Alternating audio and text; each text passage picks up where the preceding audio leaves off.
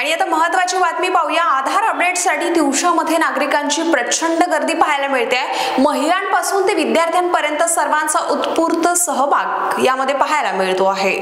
तिवसा तालुक्यातील सेतू केंद्रावर गेल्या काही दिवसांपासून आधार कार्ड अपडेटसाठी नागरिकांची अक्षरशः झुंबड उडालेली दिसते आहे। आपण दृश्यांमध्ये पाहू शकतो, पहाटेपासून महिला वर्ग, पुरुष, युवक युवती तसेच शालेय विद्यार्थी केंद्राबाहेर रांगा लावत असल्याचे दृश्य आपल्याला पाहायला मिळते।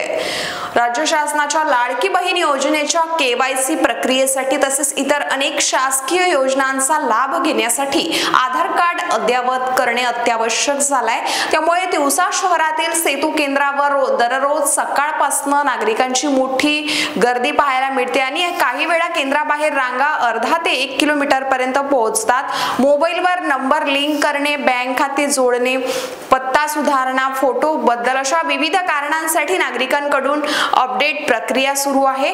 तर सकाळी 8च्या आतच केंद्राबाहेर शेकडो नागरिक उपस्थित होत असून विद्यार्थ्यांपासून वृद्धांपर्यंत सर्वजण आपला क्रमांक लागण्याची प्रतीक्षा करत बसलेले दिसतात आणि काही जण तासनतास उभे राहून आपला क्रमांक लागेल या आशेने थांबलेले असतात। सेतू केंद्रावरील अधिकाऱ्यांच्या माहितीनुसार ऑनलाईन प्रक्रिया सकाळी 10:30 वाजता सुरू होते आणि प्रत्येक आधार अपडेटसाठी सुमारे 15 ते 20 मिनिटांचा वेळ लागतो।